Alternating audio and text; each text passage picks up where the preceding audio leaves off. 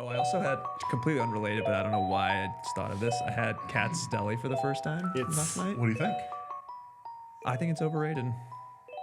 I think it hurts my body too much to enjoy it. It did kind of a little bit of a number. It makes me feel sick. The meat is very good, Yeah. but the sandwich, I had a pastrami sandwich. Okay. And On rye with mustard? yes, on rye with mustard. There is minimal amount of mustard. Yep. And it's like 15 stacks of pastrami Yeah. in this thing. So I'm basically just eating Meat. a huge stack of meat. Yeah. That's the point. That's not a good sandwich. That's a bad ratio. Sandwiches are constructed to have the best ratio of meat to bread to toppings to condiments. I can't believe that you're disrespecting Katz Deli like this. So what do you think about brisket sandwiches then? I love brisket sandwiches. It's just meat and bread.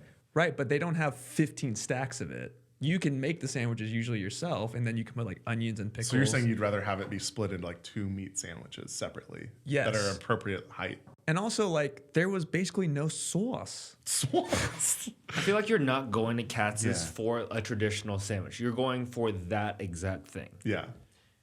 Right, but it still should be good. The meat is so good. It's so good. Right, but the meat is good, but together it is not. That's crazy. The bread is just a platter for the meat in this scenario. I just don't think you like Jewish sandwiches. I think you're racist. Yeah. Anti-Semitic towards sandwiches. I think they could, if they just lowered the stack of meat, added a little bit more mustard, would have been great. I feel like it's on you for not asking for more mustard.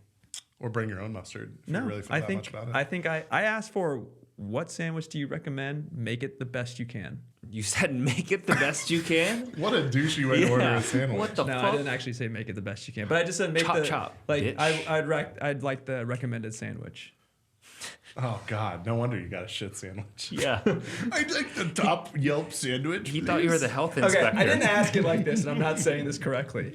I asked, I understand exactly what do you what you recommend? did. And then they said the pastrami sandwich. I said, okay, I'll take that. All the ways you described it are way Yeah. worse than that. Did you get a hot dog too? No. Dude, Dude, you made all the wrong calls. I remember. Well, the oh, sandwich is like $30. Yeah. So Is it 30 It's now? like It's 27. very I expensive. It think. was 22 when I first got to New York. No, $22. I tipped, so it's $30, but it's like I think 25. Did you do the orgasm thing from the movie that everybody laughs about? You mean When Harry Met Sally? Yeah. Oh, I love that movie. It's a good movie. It still holds up. Yeah. It's a great movie. It's probably one of the best rom-coms. Also Jewish stuff in there. Yeah. Oh my god. What, Billy Crystal's just Jewish? Speaking of Billy Crystal, I watched Princess Bride last night. Good movie. So good. Angela hadn't seen it. That'd be a good sequel. Did she ever finish watching Tropic Thunder? No. Dude, it's so hard to watch movies with her. She falls asleep instantly. Girls be sleeping. We had to watch it in like 3 segments last night. Infuriating. All I want to do is watch the movie. And you want to watch with her But to like I've see her seen reaction. it like 10 times. So I need her to watch it. It's kind of a shame when you're like watching a movie that you treasure so much with someone who hasn't. You want them to feel the same feelings that you felt. And then when they fall asleep, you're like, oh man. Yeah. It is hard with stuff like, because I'm like, my name is Nico Montoya. And she's like, what the fuck She's are you like, I saying? have no idea what you're talking about. Inconceivable. Welcome everybody to another episode of What the Fuck Do You Do? I'm your co-host Shrey Bebe. We got T Foxy Trav, Justin Jawong Dong. What's up? No guest today, so it's just the boys. Fuck them guests. Yeah. Now you know how Travis really feels. We like our guests. They're great. The topic for today, what the fuck do you do to stay healthy as a man? Ooh, that's spicy. Yeah, we would like to talk about health in general, but being 3 guys, we are in no position to be talking about women's health. So today, we're going to be a little bit male-centric. We'd love to get a guest on to talk about it, but maybe Yeah. not our forte. Women, if you are interested, come on the show. We know nothing.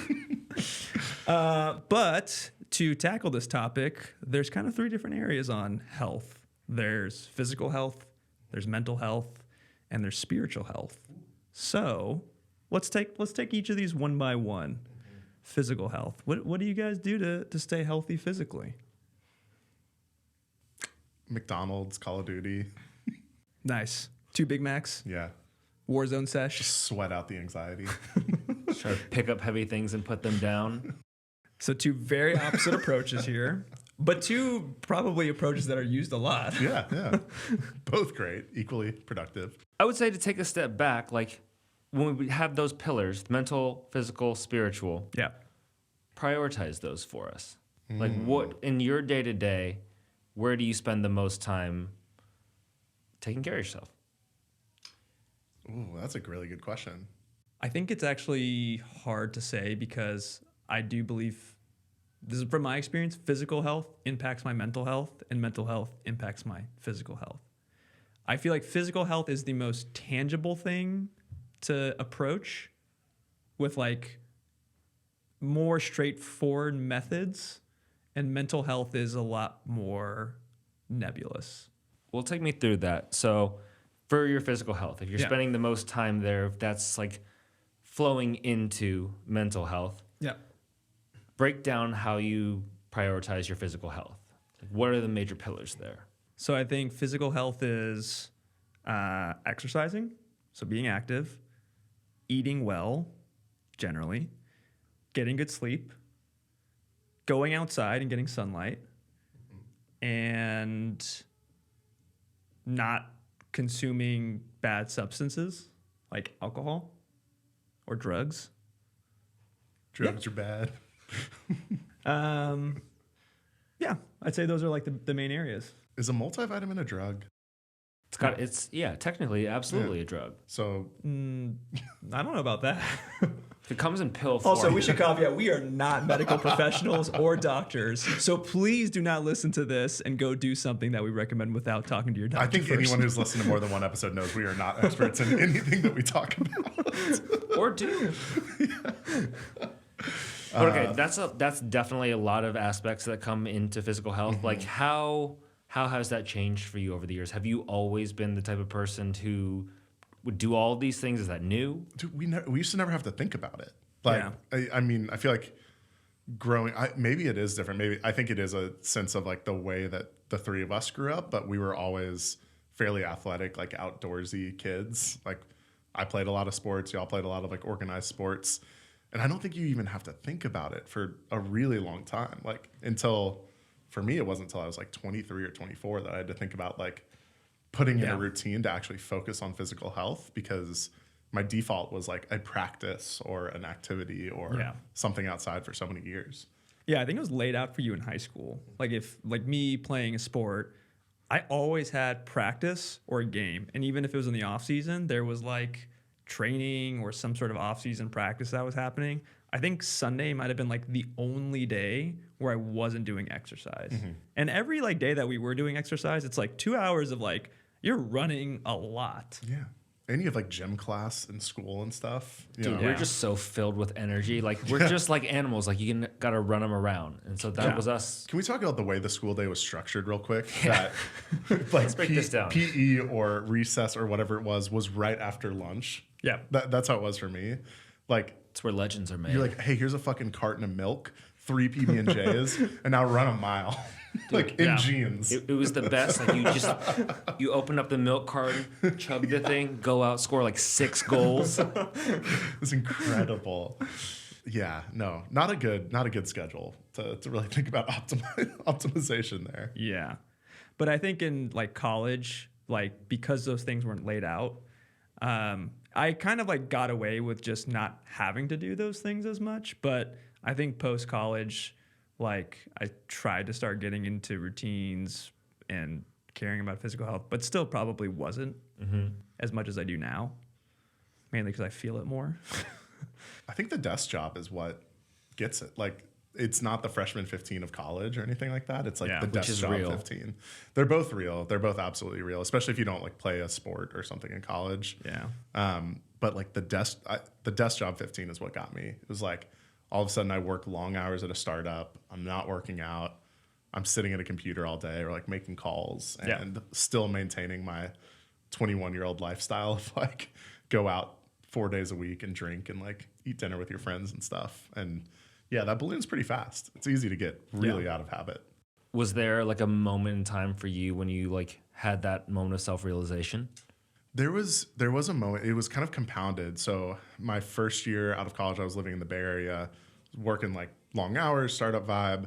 and definitely had Ripping like dials. ripping dials.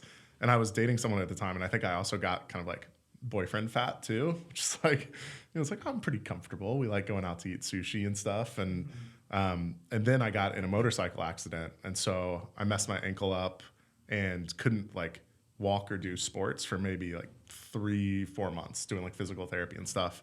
And that was the real compounding factor. Because then all of a sudden I wasn't even just doing walking or jogging or like pick up basketball with friends. It was truly like work, Netflix, eat, physical therapy, repeat.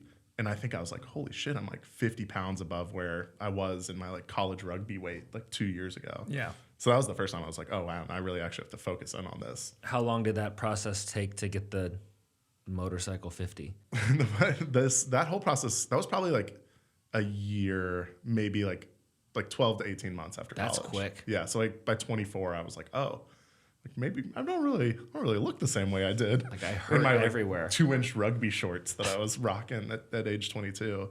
You saw yourself in the mirror and you didn't like what you saw. I think it was just like, whoa, this is like everything feels different. Like I'm starting to feel the impact of this physically. Yeah. And then like you said, like it really, for me, there is that direct tie between how I feel physically, like am I feeling healthy, rested, and how I feel mentally. And so there was compounding effects there at like 24 of like, oh, not only do I not feel good about myself, all of a sudden like I'm feeling more depressed and anxious. And I think they're intrinsically tied together a little bit. Yeah. What about you? What are the pillars for you for physical health? For me, with all of these things, it's just balance, right? I think leaning heavily into any one of these can be beneficial, but I think it can also be anxiety inducing as well. So like with physical stuff, it's diet, balance, like eat real foods. Yeah. There are definitely times where I'll like eat a 3-piece meal at Popeyes, extra spicy, and it's incredible, right? Like I need that. I need both sides of it. Try to like do something hard every day, like at least sweat. It doesn't have to be crazy. I'm not a super athlete. I'm not trying to be a super athlete. I'm just trying to not break. Yeah. I mean, I think that at 30, I'm worried about longevity now. Yeah. So it's like, how can I stay balanced? Because I do think people who become like crazy exercise hardos or people who are incredibly stringent on their diets, like it's nice, but I think that it doesn't scale well and it's not realistic long term. So I'm just trying to be even for the long term. Yeah. The balance thing is definitely hard because you want to find something to where you can commit to and maybe make some progress, but not over-index on it too much to where you burn out. Totally. When it's burnt out, like I just won't do it, right? Like say I get exercise burned out, I'll go through a period where I'm just like hitting it incredibly hard. I'm super dedicated, and then I'll hit that burnout phase, and then I cannot physically get myself to like get off of the couch and go do something. It seems terrible. The sweet spot I feel like you can get into as an adult, where I think I felt the best, is like it doesn't feel like work. It doesn't feel it's like stress inducing to do the exercise. Like we're doing pickup volleyball with friends in the park for like 2 hours, or going on like a walk, jog, conversation, catch up, or like rock climbing or boulder. It's like what actually makes me feel good and energized. And then the, compounding effect of that is you're getting really good exercise, you're getting healthier. So I'm definitely envious of people that have found that consistent habit, that like pick up soccer people who play 3 days a week. And like, that's how they don't even worry about going to the gym because that's their regular activity. Yeah. Am I weird for not liking working out with other people? No. I feel like working out is somewhat like meditative for people. Like it's your time. It's like a little bit sacred. You got your tunes or your podcasts or whatever that you're listening to. I don't think it's weird. Because I see people on like run clubs or exercise classes, and I've done them, and I know there are people who absolutely just that's their preferred way to get exercise and like get in shape.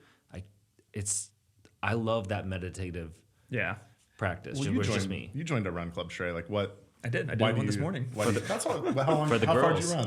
you run? Not for the girls. 6 miles, and Very good. I do it more for social. So like I'm not like out there trying to set PRs. Like I like meeting people around something that I like doing. But I will say, this is just kind of depends on what you want, right? Like if you're like training for something, maybe it's not the place to go to. If you're there to socialize, like I think it's fun. And I also think like running 6 miles with people where you're just like talking, like kind of makes the time go by versus like 6 miles on my own. I'm like, all right, I'm now 2 miles into this. When is this over? It's good. What are we training for? I think we're training to be healthy, and I think we're training to be somewhat like masters of our minds. Whoa. Well, Yeah. but you don't have like, I want to break down this master of the minds phrase because you just pulled that out of your ass. That's And heavy, I love dude. it. Yeah. But like, you don't have a goal you're trying to hit this year that you're designing your activities around, like a marathon or a weight goal. I or want to get something like jacked. that. You're fucking swole. Jacked to the tits. And now let's talk about steroids. I actually have been like tracking like the weights I've been doing Okay. on like a spreadsheet. Okay. And that's mainly because I know it's super weird. What a Fucking nerd. nerd. But like I've been going to the gym for a while, and a lot of times I'm just doing the same weight over and over again. And it's a little bit like make this into a game of like, okay, you did it this weight this many times, like see if you can go a little bit more. And like actually see like how far you can get. There's no like prize. It's just more like actually use that time. You already are good about using that time. Use that time to actually see like how far you can get. You're motivated by this whole like, I'm of a very different mindset. I have to set audacious goals for myself in Yeah. order to back in the work and the discipline for it. I am very bad at just like inertia and self-discipline and like. What's your goal right now? Well, 10-man is one of my goals. My goal is to be stronger, faster, and better than both of you at everything. I've like a weight loss goal, and I want to do a couple running PRs this year.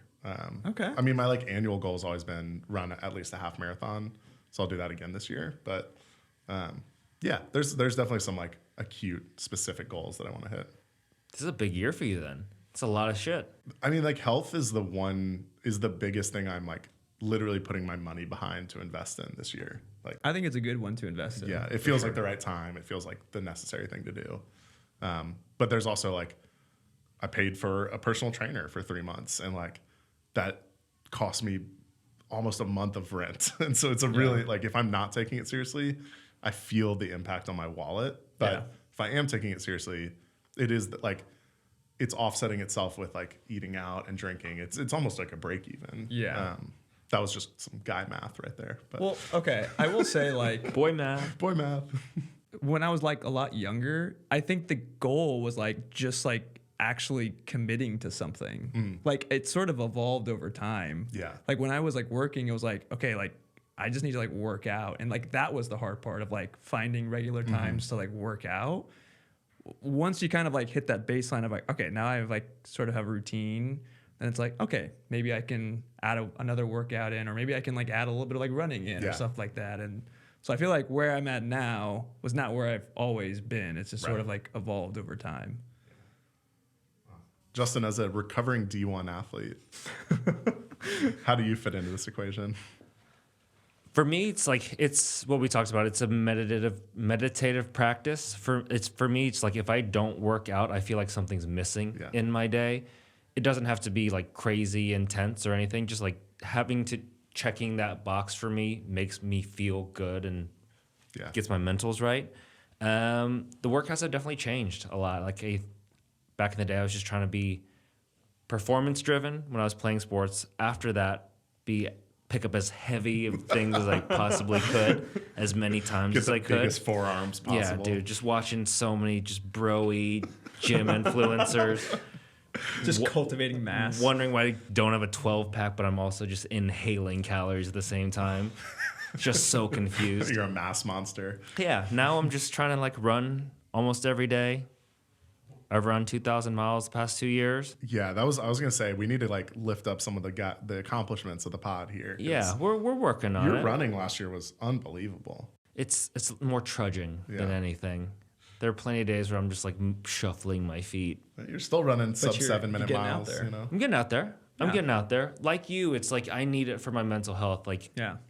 as I get more anxious with age, Yeah. I need to do things to mitigate that. Yeah. Namely, exercise. People tell me to eat better. Yeah.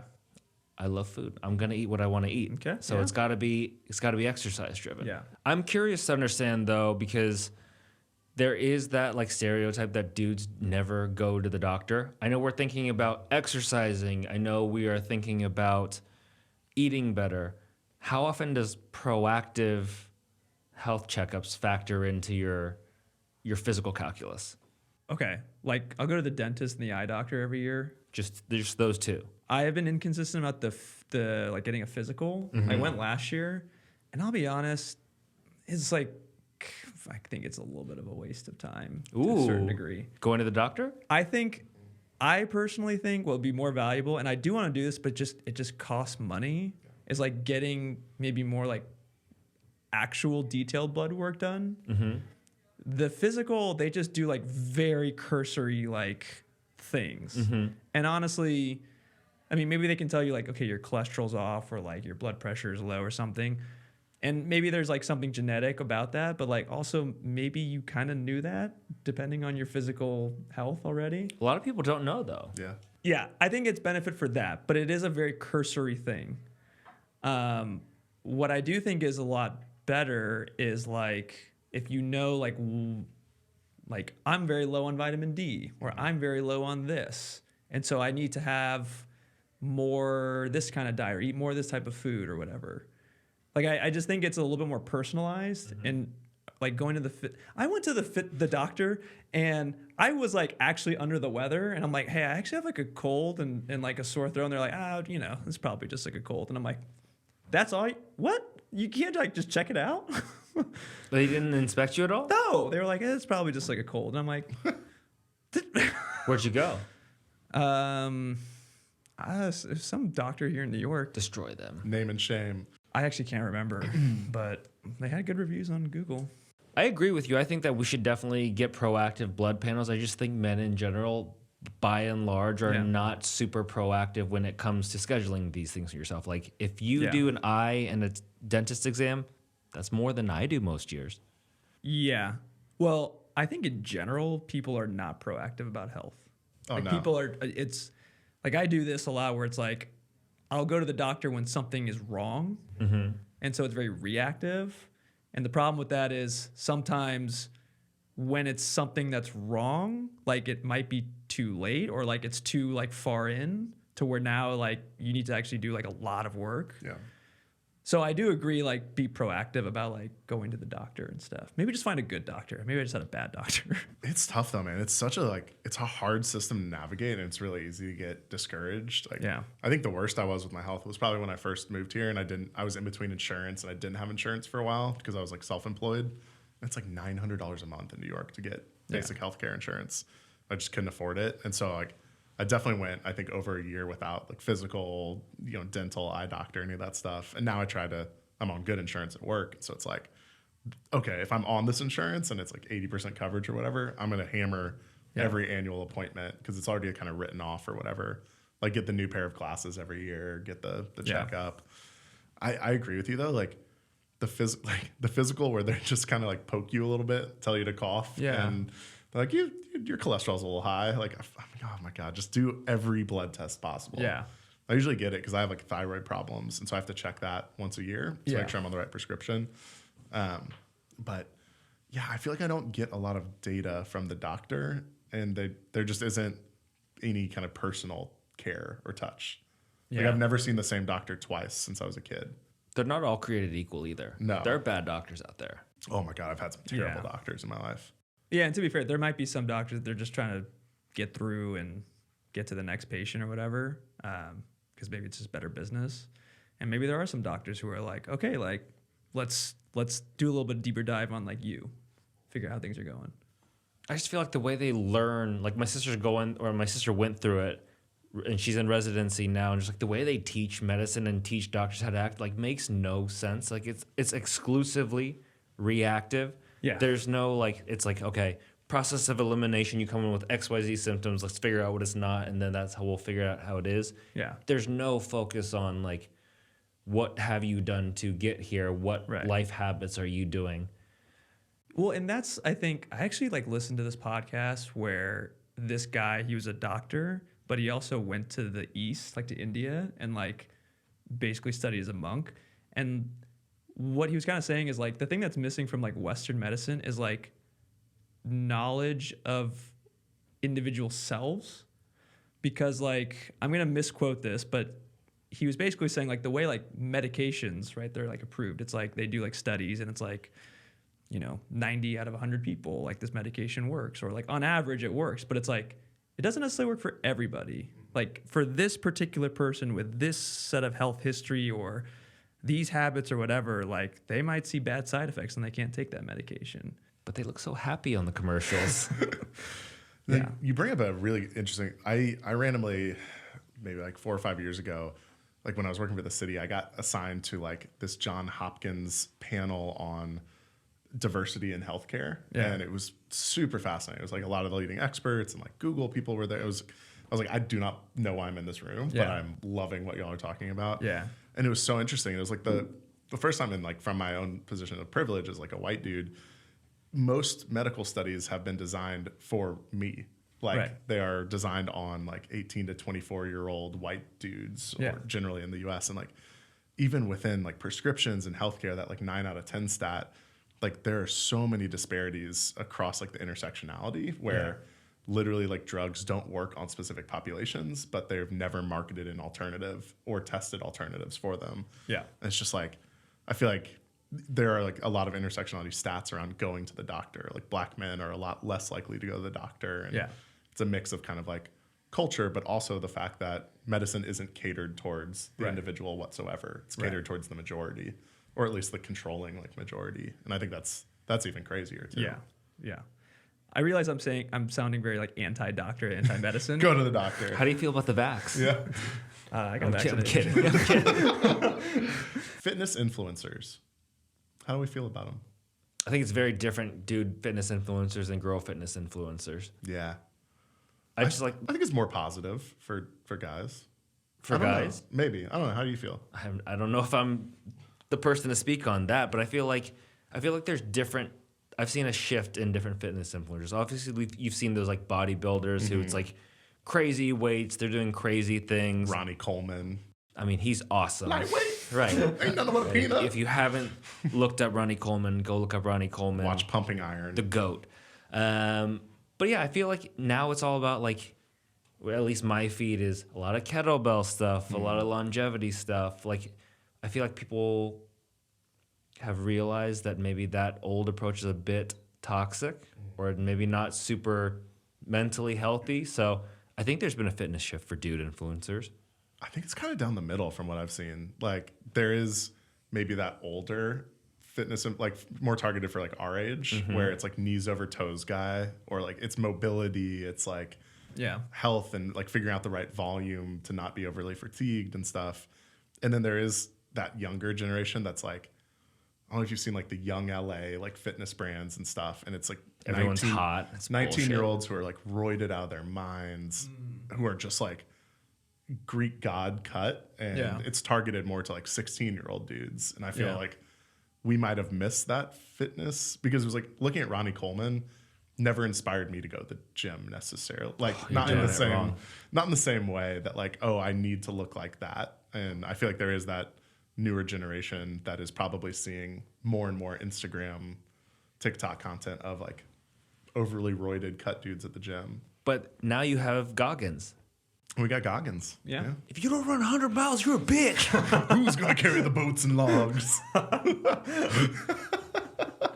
I love David Goggins. I do too. He seems awesome. He's a lunatic. I think he's legitimately crazy, and I love it. I read his book, and I think he actually pretty much 99% I agree with like everything he says. 99% agree? Yeah. Wow.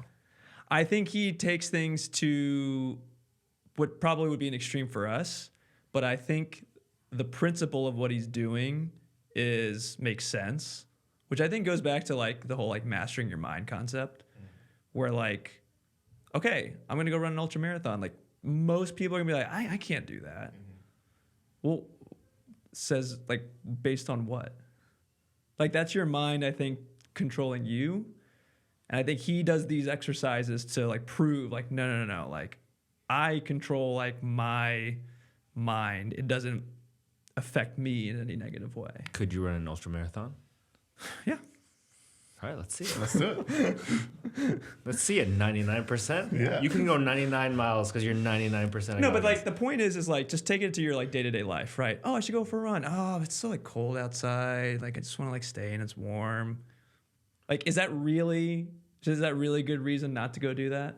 So you're just saying be less of a little bitch is your point here. That's the principle, right? Like it like, oh, I don't know. I should go outside. Like I need to go for a walk. It's like, oh, but like I don't know. I'm just gonna stay inside, right? Like we all have those like battles and decisions. Right. They're not like I need to go run an ultra marathon. That's his. But I think all of us face some little like test or battle, and I think they are ways of like being more in control of yourself. I do think it depends on your life situation, though, because like we are relatively young, we don't have families, kids, or anything like that. I think it's like if you have more responsibilities, if you have more authority and shit that you care about, you probably can't run an ultra marathon all the time. You can't do these things. But you might be able to go for a run. I know, but I do think that you need to prioritize your time the more shit you have. Yeah, I mean, I think it's, again, it's like, maybe it's like based on what you value, right? So like, I think it's going to be different for everybody. But I guess most of the times when people like want to just work out, like there's like 9 different excuses why you shouldn't. Yeah. And I think a lot of times they are just excuses. I think that's just the principle. God damn, don't disappoint Shrey. Damn. You're a very principled guy. Yeah. But I mean, I don't know. Like the other day I was like running and it was very cold and I'm like, this is fucking terrible. Oh, actually, you had a good example. You ran the marathon. I did. And like 8 miles in, you were like, you thought about quitting. Oh yeah, so many times. Yeah. But you didn't. No, and so I agree with you in the sense that the reason I have done long runs, even though I'm not in shape for like the last 7 years, is because it is actually less of a physical thing, but there's a mental health benefit to me personally of being able to do a really hard thing. Yeah. Because like when I get the most down on myself, I'm like, I can't accomplish stuff. These seem like insurmountable obstacles, or like I don't even know how to get started. And so doing like a long run that pushes me, not every day, but like once or twice a year, has been like, it's a really big sense of like pride and accomplishment, even if it's not fast. Yeah. And so from that standpoint, I see exactly what you're saying. It's like giving yourself that push and that challenge and rising to the occasion, even if you're not like breaking a PR or something. Right. It feels really good. And yeah, the marathon was like the worst thing I've ever fucking done. Like Yeah. I saw you guys in the middle of it. I drank the mile 17 margarita. Yeah. Wish you had that one back. No, that was great. I had no regrets from that. I am curious because like running a marathon is obviously incredibly hard. I've never done it. Would you say that it's more of a physical, mental, or spiritual exercise for you? It is a combination of all three. For me, I think it is a bigger mental thing than it is anything else. Like just coming up with little games for yourself about one more mile, one more checkpoint, one more water station, or like I'm going to jog this block or put this song on. Like it's all about just tricking yourself into keeping going because your body can go. I could go, if I really needed to, I could go further than the marathon, even though it felt like I'm going to die every single minute of it. Right. Physically, I think it's the challenge for me is knowing and respecting my boundaries, like knowing when I can jog and when I needed to like take a walk break or something, because I know I'm not in the good enough shape to sprint through the thing. And then like spiritually, I feel like there is a component of like, you feel something that's bigger than yourself from that kind of true spiritual sense, because there are hundreds of thousands of people watching and cheering, and like you feel this belonging and like admiration and community. And it is like an infectious and like uplifting feeling. So it was a truly like unique experience. It made me feel like shit, but then amazing at the same time. But at the end of the day, you have this accomplishment. I ran a marathon. Yeah, I'm so happy I did it. And that's like, I'll do like my 12th half in April. And you didn't give in to mile 8 No. where you had that thought, I'm going to quit, Yep. which would have been very easy to do. Very easy. I ran past my house at mile 8. Yeah. Did you? You ran Yep. past your door? Yep. There's another half, that the one I'm running in April, where it literally does a lap on my block. Yeah. And I'm like, oh my God. It's like, do I need 5 more miles? You also of this? paid for marathons. Marathons are not cheap. Dude, there's a financial incentivization of like goals I sent y'all the website this Yeah. week, where it's like New Year's resolutions that you pay for, basically, or you put money on the line that you're going to get something done. Money is a good motivator for me. Like financial punishment. Yeah. Like marathon's like $300. Oh, wow. So I'm like, am I just going to throw that away? I give you $300 so that I can do the running. Yeah. Yeah. Shit is so dumb. Backwards as fuck. Yeah. Would you do it again? I would want to set different goals around it. Yeah. Now I've done the first goal of like, I can do a marathon. I have completed it. I didn't quit. I didn't get disqualified because I was like the slowest person ever. Now the new goal would be like hitting a time target. Yeah. And so, Ooh. you know, for me, that would take, I kind of understand now because I didn't train for it, that I would really need like 4 to 6 months of hard training. Yeah. And so it's like this year, I don't think it's in the cards for me. Yeah. But yeah, I'd run another one. I would just want to do it differently. So mental health, what do you guys do to stay healthy? I've been trying to work in purposeful breaks. I think a lot of times, like, which is like the most anal practice ever. Yeah. But I think it's like we're all busier now that we've been basically ever. Yeah. And it's easier now more than ever to get lost on social media or just start to get in your head and things start to spiral a little bit. So I think it's like what I've realized over the past few years is that my mental health is not something that I ever thought about growing up, but it's a real thing and you need to take care of yourself. Yeah, I think I've realized more and more like it is a practice. It is it is kind of a constant thing that you need to put effort and rigor and intentionality into. I think I used to really hope that it was more of a silver bullet thing. Like I'll go to therapy once or I'll go on like a spa day and that will fix the anxiety or like whatever's been going on. And now I think I'm realizing it's like, oh, okay, I need to be doing 5 minutes of daily meditation. I need to be journaling. I need to be thinking about gratitude. Do you?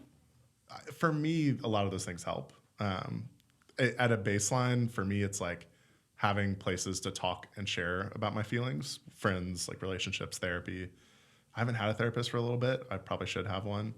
But I think those guardrails and like intentional breaks, like grounding, breath work, meditation, like those really help me just calm down and like reset. So I'm trying to work on those more and like actually have that regular practice of what are the activities that I do that are promoting or preventing mental health crises. Yeah. Same. I think I think the earlier point I made about like physical health impacting mental health, I think there's days where like I will not be feeling good and I almost will just evaluate like, well, what did I do today? And I'm like, well, tomorrow, like go exercise, go, eat a good meal, kind of see how you feel. Like go outside and like a lot of times that actually does help in terms of like, okay, like that you were kind of just like in a funk because like you were a little bit like malnourished for lack of a better word. So I think that's one thing is like just keeping that always like as like a little bit of a checklist of like make sure you're doing these things because I think that will impact the mental side of it. I think the other thing is kind of what you're saying is like doing these little habits that I think help. Like I like to build in breaks throughout the day. Like at lunchtime, I'm going to go for like a walk around the block. I also like blocked out like YouTube on my computer and like social media and stuff because like I like when I'm working from home, I have like 2 screens. And I'll have like YouTube on here and then and it's like, you just get sucked into this and you just get sucked into like the world or like same with like Instagram or whatever. And it's like, what am I finding here that is like really going to help me? Well, no, like a lot of times, like, sure, there's stuff like that, but there's also things that are like such downers. Yeah. The news. The news. I God, I the actually like news. make a point to like not check the news until like much later in the day. Why is it that being informed makes us feel bad? Because I used to have a very different value system on that. I Yeah. used to love being informed, and I read 45 minutes of the news every morning. I like lived in DC, was a Yeah. political junkie. I mean, you had to. And maybe it was like 2016 through COVID that just beat me to this place where I scanned the New York Times and AP for like 10 minutes a day Yeah. max.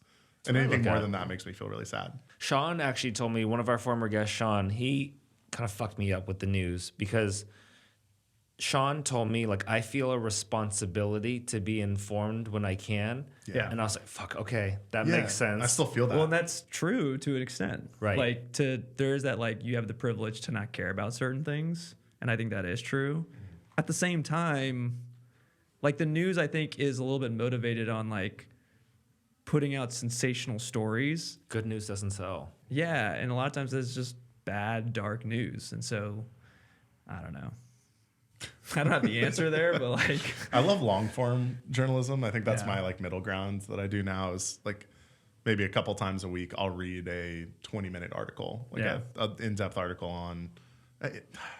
No, I can't even. That's What a a lie. flex. 'Cause- No, because I read it about sports. And I'm saying this, and I go to like longreads.com and I just click the sports section. yeah. Wait, longreads.com? It's awesome, dude. It's just like long form journal like articles. That's cool. I go there like once a week and I'll pick like one or two, but I usually pick like. I'll never go, but like it's really good to know It's that's a great. good resource. But I usually pick the ones I always gravitate to are like crime, like con men, crime, and sports.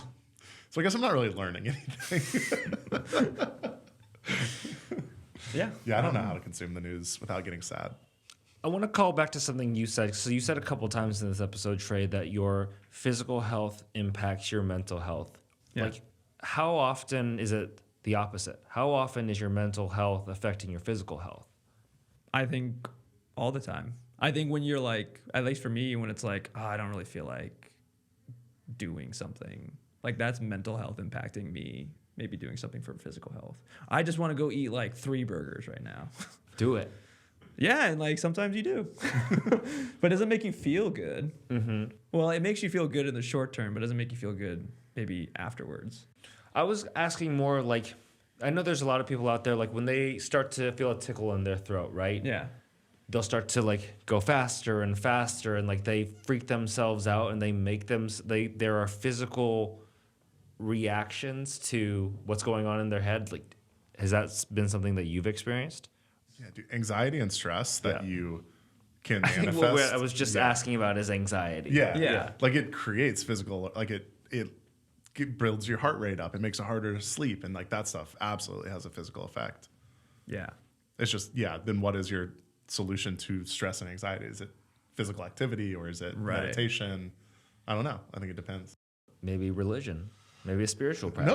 No, 100%. Yeah. I mean, I've been getting into meditating more. I think like meditation maybe is related for a lot of people to like religion or like spiritual practices. But I think it's more the practice of like just tuning in. Like, oh, I'm feeling this. Oh, this stress, I feel it here or like here. And then like, I think like breath work and stuff, like those are like mechanisms to actually like calm you down. But it sort of starts with like being aware. And I think, I don't know, growing up, it's like the ways to relieve stress. It's like there's alcohol, there's drugs, there's junk food, there's porn, there's like all these things, and they're really not that good for you in the long term. No. So What's your vice now? 7th Street Burger. I haven't been there in a while. I think you guys have been there before me, like I went more with you. recently. No, when Kara and Evan were here, we all went, but you guys ate. I didn't. Wow. Flex. Yeah. Man of no vices. Okay, actually, there's this place in the East Village called No One. You heard of this place? Dude, this burger's so fucking good. So your vice is burgers. It's like junk food. Okay. Got it. Yeah. Sweet tooth. Oh yeah. Big sweet tooth. Love. You have to have a vice. You can't Yeah. trust a man with no Yeah. No, vice. Yeah. 100%. Yeah. If No, it's someone definitely is food. if someone's too like, I don't know, like squeaky clean or like rounded. Yeah. Not people's weight, but just like their personalities. Because Like, nobody's perfect. Yeah, and you gotta yeah. I have feel like some you're hiding imperfections. something. Yeah, you gotta be like, you don't have to put them on display every day, but like you gotta Yeah. acknowledge your imperfections to be a There real was a human. lot more vices back in the day. no, there's more vices now. No, I meant for me. Oh, For okay. you got more vices now? Yeah. No, I have an equal amount of vices my whole life. I think we're all relatively good with our vices. Yeah. Mine's probably late night snacking. Yeah. Last year, or the last couple of years, it's definitely been like delivery food. Yeah. Like, oh, I'm stressed. I don't want to cook. I'll push the button. Yeah. Drinking. There's also Drinking. like, I mean, like I have a sweet tooth. So if there's like a plate of cookies out, like I'm going to eat a cookie. For other people, they might be like, whatever, I don't give a shit about Cookies cookies. are great, man. Put the cookie When you see like a plate of chocolate chip cookies, What would Goggins say? fucking bitch. More pull-ups. put down the cookie, bitch. And I'm just like, well, it starts off like, oh, like one cookie wouldn't hurt. Yeah. And then I'm like, fuck, that was good. Oh, man. I didn't realize your vice was food. I'm learning. Yeah. Food and social Yeah. media. Dude, during COVID, I had this like, I would order like takeout or whatever. Sometimes on like Saturday, Sunday. Back in Austin or here? Austin. Okay. Dude, there's this one time there's this place, Hop Dotties, burger place. Burgers. And I ordered, I hadn't eaten all day, fair, but like I ordered 2 burgers, fries with queso on top, Hell yeah. ate it all, and then was like, I have some waffles in my fridge. I'm gonna make some waffles and ate 4 waffles with syrup. That sounds like a great day. Yeah. Is that your biggest fat boy moment? Fat boy It delivery was moment? definitely one of those like, what have you done to yourself? Yeah. You Just cried later. Just like, oh my God. There have definitely been a few double delivery days. Yeah. And Yeah. those are, I think, where I'm like, man, this is both financially and physically punishing. Yeah. But mentally, you are great. Mentally, I'm like, hell yeah. Yeah. Until the next day. And you're like, what have I done? I mean, like, I'm double delivery days happen all the time. You gotta do it. Mix it a triple. Commit to something. What is your vice? I drink a little bit too much sometimes. not in terms of quantity when I'm drinking. I think I drink too often because I enjoy grabbing a beer with my friends or like grabbing cocktails at dinner. I think I do that a little bit too often. I don't drink at home. Been known to smoke from time to time too, so The wacky tobacco. not the wacky tobacco. Yeah, I've smoked a weed. Whoa. You like pens? You did a pot? I did a pot. I've done a pot. We talked about imperfections earlier.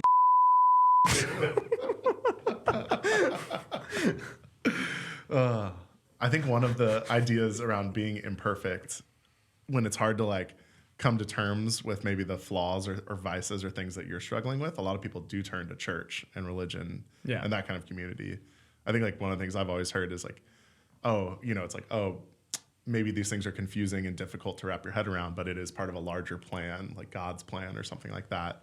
And so I think that a lot of people, God's plan. One time we got really high and we got flan, like the little like kind of pastry treat. And we were playing God's plan and just singing God's plan.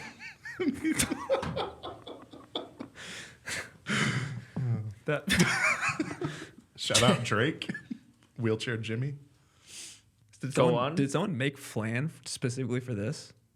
No, we bought flan from a 7-Eleven. To Oh my do God. this? We were super high. Yeah. Okay. Yeah, Yeah. that makes sense. That sounds like a high thought. Yeah. Um, Anyhow, What were you saying? religion, spirituality. Oh yeah. Who do you think is more Spiritual health. devout? People like born again people, or people who find religion later on, or people who grew up with it? I don't know. I feel like I've that's a good seen question. pretty devout people in all of those examples. Mm-hmm. I also think there's different levels to what being like devout means. There's devout in terms of like participating actively and regularly, but then there's devout in like upholding the values of what you believe in your own independent life. Yeah. I tend to put more weight on the latter of like, if you are Christian and there are Christian moral values and principles, like do those bleed into your maybe like social or political views too? Or is there kind of like a intellectual divide there? Are you a man of God? I am not actively like a member of a church. I grew up Episcopalian. I've been to church 5 days a week for 12 years of my life straight. Wow. Grew up from first grade through 12th grade. I didn't even know they were open on Tuesdays. They were at the Church of St. Andrew's Episcopal School in Austin, Texas. So I feel like I've been to church like, what is that, like thousands of times? Yeah. And then I'd go on Sunday with my mom or with my grandma, like when we would visit her. So I feel like I know a lot. I never found that one of the like active denominations really like fit what I felt about the world, and mainly have some sort of like spiritual and moral view of what it means to be like a good person and a good member of society that I've cobbled from like philosophy and religion. Yeah. But no, I don't really like active. I'm going to church tomorrow though, to Angela. Okay. That'd be cool. You should live stream. Yeah. Put it on. What the fuck do you do at church? What about you? Yeah, similar to Trav. Like, I grew up like where we would go to church all the time. I'm not religious now. I'm agnostic. I'm agnostic. I think for me, it's more principles and like the social contract with society, right? Do good things so that you create good around you rather than, I don't think that there's necessarily a man in the sky who's like dictating everything, but I do think that there are some universal principles that apply because 80 to 90% of all of these religions are saying the same thing, right? Be good to people, like don't steal people's shit, don't murder people. And so like if there are universal tendencies for me, but I wouldn't say I'm practicing religion. Does that make sense? Yeah. Yeah, that makes total sense.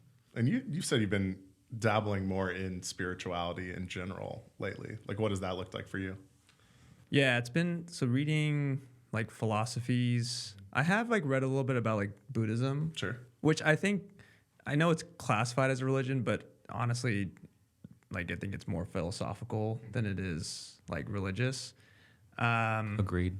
And I think I believe like there is a higher power. I believe in God, but I just think like God is like a very it's just something we don't understand. And there's like no even attempt to try and understand because like it's just some force or something that's happening in the world, the universe that like we're never going to fathom. But there is the principle of like you just can't control everything. Like you can control some things in your life, but there are things that are just happening. Maybe it's through this higher power. Maybe it's just because of other people. And so how do you sort of act in accordance with that? Trying to control things, trying to control outcomes is like, it's actually like a big cause of anxiety for me, but like sort of understanding like, okay, I can do things on my own to control my situation, but also I can't control everything. Right. And so I don't know, that gives me a little bit more peace to know that like maybe there is something out there that sort of has a plan. I don't know. Dude, I fully hear you. I mean, I think it's like it's really that sense of a comfort and almost like mental stability to just be like, whoa, okay, what are the like few things that are actually in my purview, in my control right now versus like I can't control how these people feel or what happens in the economy or like even larger, more macro issues. And it does kind of bring that sense of like focus and mental well-being. I think that's like a huge proponent of just like health in general for me too. Yeah. I think it goes hand in hand with like mental health for sure of like, I think the way you kind of think about things or challenge certain things, I think there is a lot of stress because like we want things to happen a certain way. Mm-hmm. It's just not how it's not how the world works though. I mean, I would say like religion, spirituality definitely helps certain people. I mean, if that is your outlet, if that's how you make sense with the world, like I support you. I just don't like when people infer their opinions in general on other people. Yeah, like my whole thinking religious could or be not crap to somebody. Yeah, exactly. And that's fine. Like that's your way. I really don't have the answers at all. So like if you don't believe in anything, It's cool. I As long wish as you're a people, good person. I wish people would just say, I don't know. Okay. Yeah. Wait, I have a bone to pick though with that answer. With God. Okay. It's the idea of Get me. the idea of proselytizing that you're talking about. What does That's that a mean? big word. I know. Thank you. I'm smart. I did the New York Times Think you're Wordle a- this morning, of like saying, "Hey, I represent this religion, and I want to teach its principles to other people. I want to talk about my faith to people that don't know about it to get them on board or Yeah. get them exposed to what I think could help them live a better life." What's different between doing that from a church setting and doing what David Goggins does? Like he thinks he has the answers, and so he is telling everybody how to live their life. A person representing a church thinks they have the answers, and they're telling you how to live their life, your life. Well, I think to a certain extent, you have to intake those things, but decide for yourself, like what works. Like you can't, like I think the answers eventually come from within. So like I can listen to David Goggins, but I can't like do everything that he says because we're not the same person. Right. I could tell you something, but like I don't think you should necessarily do everything that I do, or vice versa, because we're not the same person. It's the same thing of like we value different things, right? Right. Like somebody might value like financial security, so like they're gonna prioritize like working a job where they like make a lot of money, and there's nothing wrong with that. I don't necessarily value that in the same way, so I'm going to prioritize my life a little bit differently. Yeah. So I think you just like intake these things, but decide for yourself like what is something to apply it. But then you think it's okay for people to share publicly their vision of how the world should be lived in. I think As long as they agree with me. I think that's what I'm getting at. I think where I maybe have a gripe with like the religious side is like when they're trying to debate things that aren't proven to be necessarily true. Okay, go on. Like I think if someone like David Goggins is saying something, like I think he's using his life as an example of like this is proven to be like true. Like you can lose weight by doing this. You can Right. get stronger by doing this. Right. But like religion is like, no, this person is the one true prophet, not this person. Yeah. No, this person was the first person, not this person. And it's like, what are we like really debating here? Like we're trying to debate like history. Right. But we're never gonna know. Yeah. I think it's interesting. Yeah. I think it's interesting. You ever realize that like Jesus found dudes named Matthew, Mark, Luke, and John in the middle of like the Red Sea, and like they were like, where did these people come from? Or but my boy Matt. Yeah, Yeah. My boy John. Maddie. Well, what do you think? About that. I Yeah. think the nuance for me, like I think everybody has a right to share their lived experience, Yeah. right? And I think if like you found a path, if you found therapy, if you found Yeah. physical health, if you found spiritual health, and you think that made your life better and you think it is a path that other people can follow and benefit from, Yeah. I think everybody has all the right in the world to share that, and that's great. That's Yeah. how you get exposed to new ideas. I think where it loses me is like the punitive aspect. Like if you do not believe in exactly what I say Yeah. with the letter of the law, something bad will happen to you. Like, Yeah. Agreed. for instance, the religion take for me is like, in the Protestant church or something like that, like women can't be pastors or leaders in the church. Yeah. And that's like such a letter of the law thing that doesn't feel modern or appropriate to me. And like, it doesn't match up with my social values Yeah. of equity and equality. And so I'm like, well, okay, well, for me personally, I can take some of those really great teachings from the Protestant religion and applying them to my own lens, but I don't necessarily pick that fully. Yeah. And for somebody to like come back and say like, okay, well, if you don't take all of it, you get none of it. That's where I Yeah. think I have the problem. It's like you have, Yeah. if you give me a 12-step plan and I think 10 of the steps work really well for me, Yeah. but you say, fuck you, 12 or nothing. Right. Then I'm like, okay, well Yeah. stop that. Let me in. Yeah. Yeah. So it's like, it's personalized to you, what Yeah. works for you. Right. Yeah. Not like what is objectively. And I think people can get to the same conclusion through lots of different paths Yeah. of like how to be a productive, good member of society. Yeah. And I think the other spiritual component that's not like religious is kind of that good karma, Yeah. helping your fellow person, like making a larger impact than yourself. Like, I think that is a good mental health component too. Like volunteering, Yeah. making a difference, Yeah. mentoring somebody. Like I think those have like really long tail mental health effects too. Living Health in effects. service of others, essentially. Yeah. Not martyring, but like, Yeah. you know, if you lived a purely selfish life Right. and only ran ultra marathons and never did anything, Right. you know, you might feel at peace, but you might be missing that component of like helping Right. others. On the contrary, if you lived a completely selfless life, that would also be pretty bad too. Yeah. I remember I did this social entrepreneurship fellowship in like LA like right after college when I was first thinking about like getting into starting companies and schools and stuff. And like this guy came and spoke, and it was such a, like it was a speaker that like really stuck with me forever. There was this guy who started a nonprofit that did kind of like financial stuff in villages in like South America. They would go like kind of modernize their economies and help them set up for like, oh, how do you export your goods? You know, so kind of like just giving a bunch of economic benefit. And he had a family and he had a couple like small kids. And he just talked about how he kept seeing this like possibility of greater economic impact that he was doing like far away from home. And he started like working harder and traveling more and like building the business and hiring, like sleeping in the office because the work was so intense. And then his like wife left him, and his kids didn't know like who he was. You know, they didn't really know him as a dad. And he was like telling us the story of just like know what that line is, because for me, if I went back and did it all again, I wouldn't have cared about that external impact, and I would have like gardened, like I would have cared about the garden in my own backyard, kind of thing. So I think there is like, Damn.